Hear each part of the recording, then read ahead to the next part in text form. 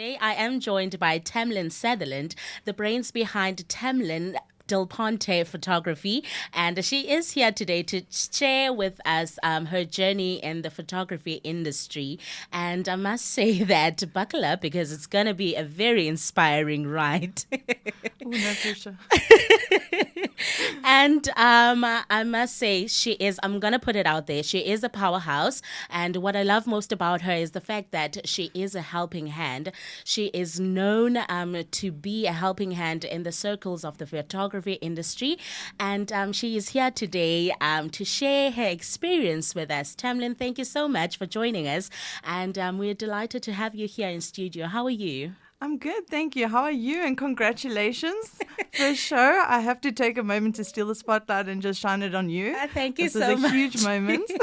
Thank you so much. Now, I want us to start here. How did you get into this business, the photography business? I actually brought something with, so those that are going to watch one day. I brought my first camera, so those that are listening, this camera is literally like, I don't know how to explain it, like red and blue with like a yellow smiley face as a lens. It's cute. And it used to take film. So back in the day, my parents probably like wasted 2 rolls on me. And when I only photographed the floor, then they probably gave up on me. So I probably started at 3 years old. And then before people born after 2000 judge me here, I'm thinking there's one in this room. Yeah, I can already see. Okay. Facebook needed profile pictures. So all my friends in high school needed profile pictures. And it was always like the duck pout and the like peace sign. All right. So I used to borrow my dad's BlackBerry because I didn't have a phone. And I used to charge 20 Rand and I would take people's profile pictures for them. So the hustle started early.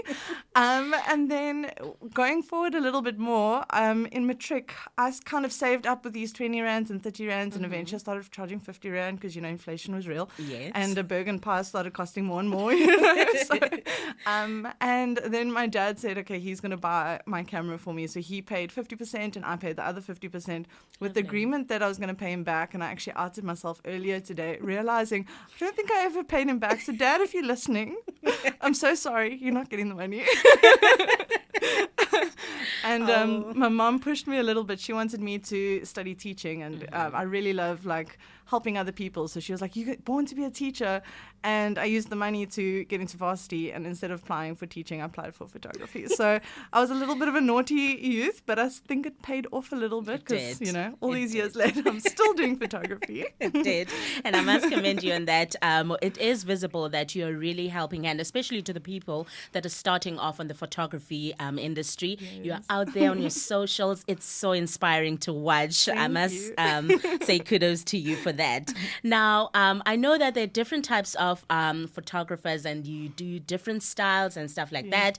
But what I'm interested to know is what's in your kit? What's in my kit? Okay, so apart from photography gear, and those that are starting that are listening to this, I would like to ask you, please don't shoot a wedding unless you have 2 cameras. They don't have to both belong to you. You can beg, borrow, and steal. Okay. But the biggest thing is having 2 cameras because the last thing you want is the bride and groom's about to kiss and then your camera just dies or it just stops working. So I've always got 2 batteries in my kit because even though I charge both of them, there's always a moment. I always take my charger with. I like to have 2 lenses. Again, most of it's just in case something breaks, but I like to have something that's zoomed in so I can get real close. And those that know photography will know that the more you zoom in, the blurrier the background. And that's what makes it look professional. Yes. I also tell people it's the lenses makes them skinnier. So I have a 90mm Fuji, and then I also have an 18-50. So that's really nice for wide angles to get the whole as well as to zoom in a little bit, so it's a nice range. Okay.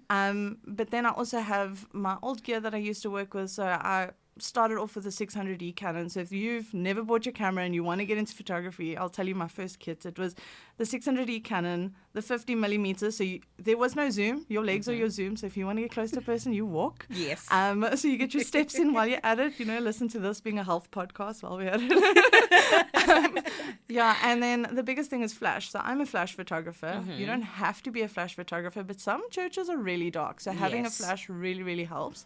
But then there are a couple of things that aren't photography equipment, which I'm going to tell you a little bit about. I always have spare leggings because I'm outing myself again here. I ripped my pants at a wedding once, and it scarred me for life. So I've got leggings in the car. There's always one or two like tablets, like if you've got, a nervous tummy, or if you need just something to take off the edge, health-wise. I'm not going to specific names, or a headache tablet. Yes. And being a photographer, you're not a pharmacist, so you can't give medication. So my little tip is that you just point to your bag and tell them to go, and whatever they need, they can pick themselves, just legality-wise. But there's also, like, I've got a little sewing kit. I've got tape for the larger ladies to make things go where they need to go. If there's any men listening to this, I don't want to go into too much detail there, but us ladies will know. And baby powder, because most brides don't think about it, but on your day, your dress makes you sweat. So baby powder is wonderful. So just before they're about to walk down the aisle, I'm always like, have you put baby powder between your legs? So yeah, it's not exactly what you think that goes into a photography kit, but those are my little safety. Oh, that's fantastic. That's fantastic. And you are a wedding and engagement and also a couples photographer. Yes. Tell us, how did you find your niche? So it kind of started, again, I started working with people that needed profile pictures. And so I was able to very quickly learn how to pose people and not do duck faces and peace signs, going onwards. Okay. And studying at NMU, they force you to do landscapes. And I realized very quickly that I got really, really bored. And I can't wait for the sun to set without moving people around and stuff. So I kind of pushed a little bit further, and the minute we got to have models in the photo, that changed the game for me. Okay. And then I photographed houses for a little bit, because that's kind of, people push real estate photography, and I hated it, every second of it. Somebody asked me to edit black mold out of a ceiling, and that was it for me. I was like, never again. And then I was working at Cats at the time, so if you from PE, you'll know Cats. They sell camera equipment, they do printing and all of that stuff. And I was working there, and a lot of wedding photographers would bring their stuff in for printing. And very quickly I'd be like, oh, this is a good wedding photo, or oh, this is not a good wedding photo. So you can kind of suss. I wasn't being that judgy, but I was learning. And a little old lady came to print her wedding invites, and I asked, who's your photographer? And she's like, no, I'm not having anybody. And then we kind of started, I helped her like find a dress, because I was in the industry at the time and assisting a lot. And so I was like, go try these people for your dress, try these people for your flowers. And the next day she comes in, she was like, can you be our photographer? We like you. That's amazing. And I was like, no, I would not do it. No, you didn't. And I did. And she was like, well, then I'm not going to have one. And my heart just broke that moment. So I photographed their wedding. I cried. I mean, she was in her 60s when she got married, so it was really, really, really beautiful.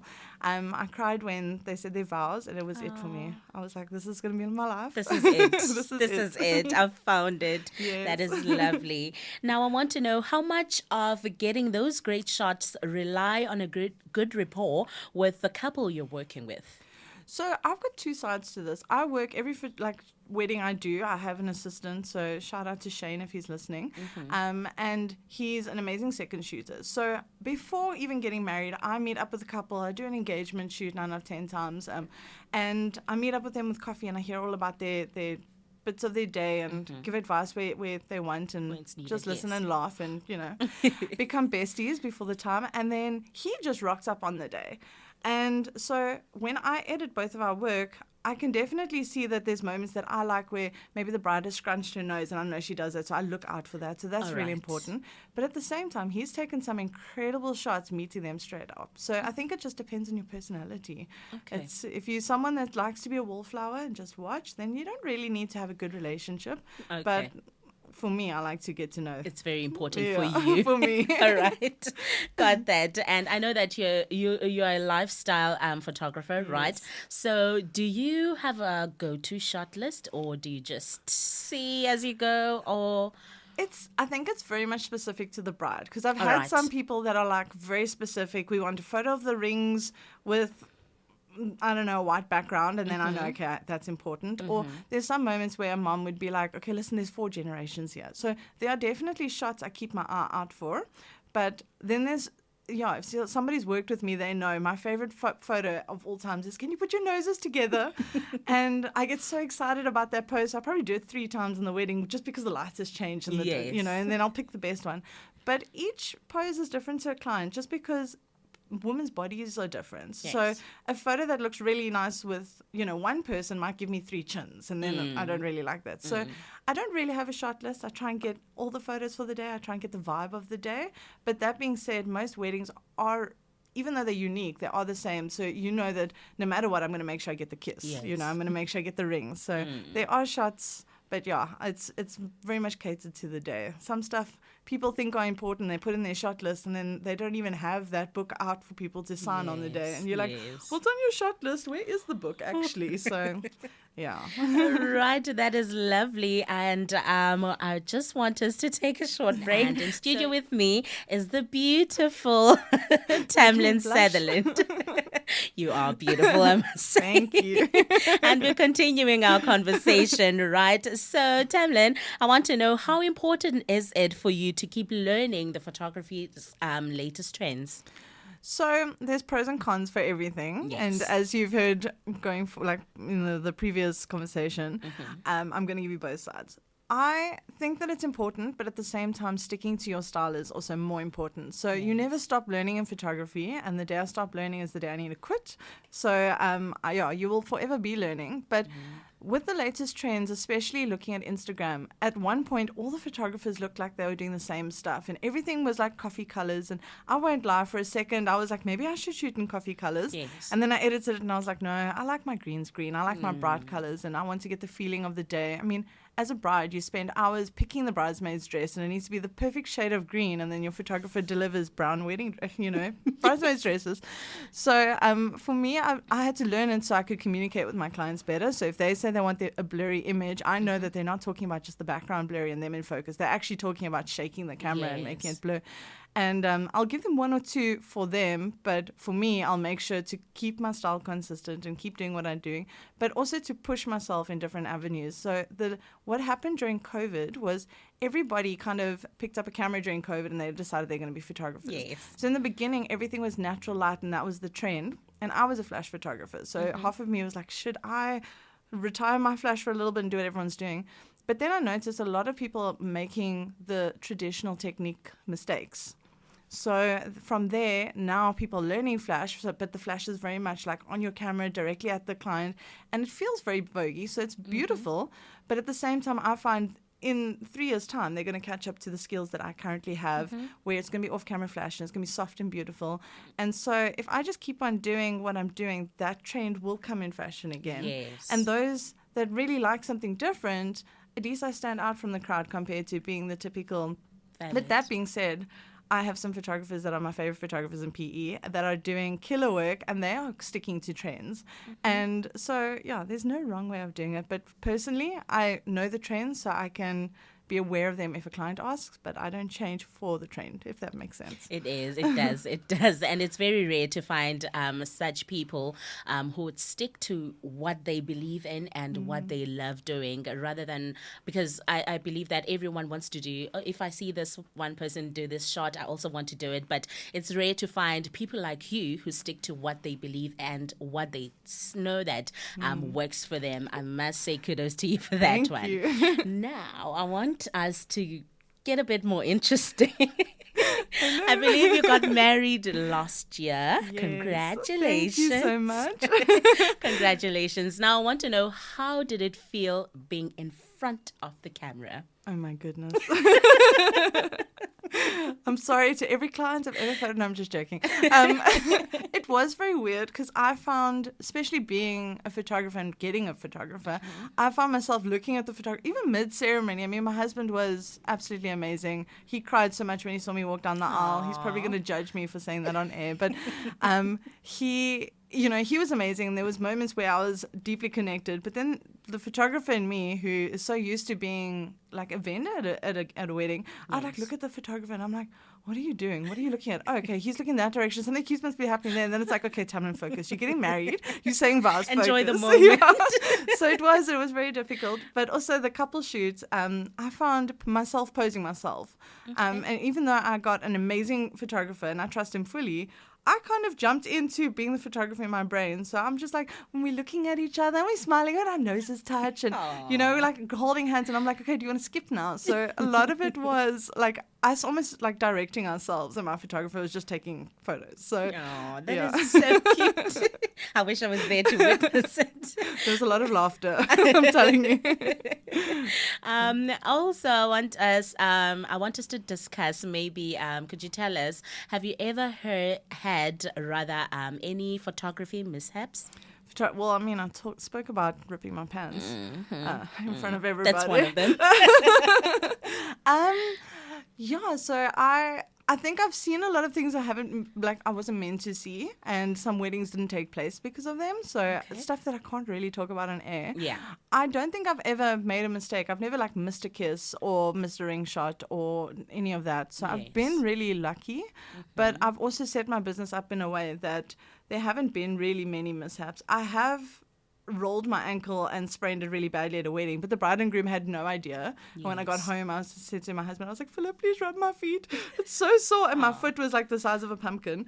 But my bride and groom would never know. So all the mishaps have happened behind the scenes, or, where you overshot and you're running out of little space. But then I've always got like my handy assistant going, throw a battery at me, or and we communicate without even looking at each other. So I don't even know how it happens. He just suddenly will have a battery in front of me, and I'm like, it's like you read my mind, So there have been mishaps, but it's none as funny as the ripping my pants in front of people. That was the worst. Keeping it professional. Yes. I love that. Now, before I let you go, I want to know that the photography business is often fiercely competitive, but you're known to be a very kind person who's always willing to help out and lending a hand where someone needs it. Tell us, why do you hold that philosophy? So when I started out, and I mean, I mentioned that I was kind of starting here in Matric, there was the PE Photography Club on Facebook. Yes. And so I joined this, and I had... Thinking back, I could have totally died like many times, because I would literally post, I'd love to come to a meeting, but I've got no transport. And because I couldn't drive at that time, and my parents I had two sisters, and they were like, oh, we're going here and here, so you're going to have to just ask a friend. And so like this old guy, Nick, and I say old, he just rocked up in my house, and I'm climbing into a car with a stranger, and he's taking me off to a shoot, and here, try this lens on your camera and try this flash. And I mean, even my first flash was gifted to me from the community. So I really got such a beautiful handout, and I was walking with giants, and my wedding photographer was actually my mentor.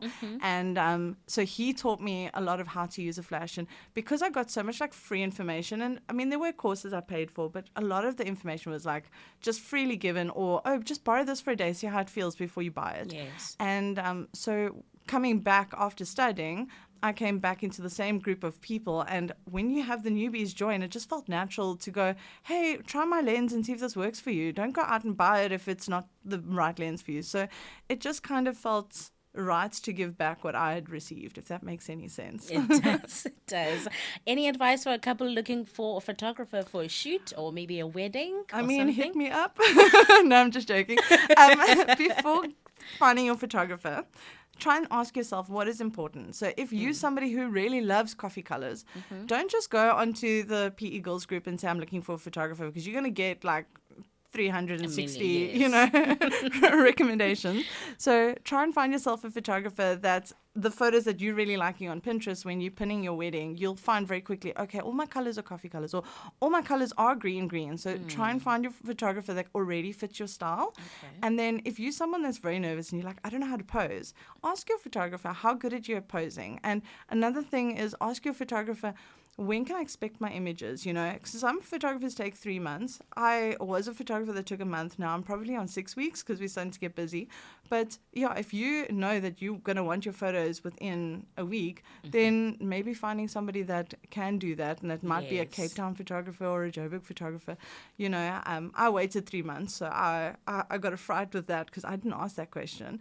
But another thing is, like, ask your photographer, do you have a flash? Because there's a lot of people that are starting out that don't have a flash, and that is an important, especially if you've got a dark venue, that flash is super, super important. So it's asking the questions, what kind of gear do you have, and actually going home and doing a little bit of research. And I know planning a wedding already is a lot of stress, and this is a lot more, but it will save you the heartache of getting your photos back and everything be grainy, or you can't print it bigger than an A4. And I know Instagram, it's fine, you can still get away with it, but if you're going to be someone like me that has these big prints that you want to put up in your house, then your photographer needs to have a flash. So that is my advice. And also meet your photographer first. Like, there are days that you might meet a person. I don't know if you've had a day where you've just met someone, you're like, oh, I actually don't like the person. I can't tell you why, but I know. And we're stuck with you for a majority of the most important day of your life. So if we irritate you, you're going to want to send us home early, and then, it's wasting your own money. So make sure you get along with your photographer. I think that's actually the most important. If you've forgotten everything, make sure you get along with your photographer. Tamlyn, thank you so much for making time. I know you're very busy, but thank you so much for honoring the invitation and coming here in studio and just to share what a day looks like in your life. We really appreciate it, and we wish you nothing but the best. Thank you so much. Now going forward, and thank you for tuning in.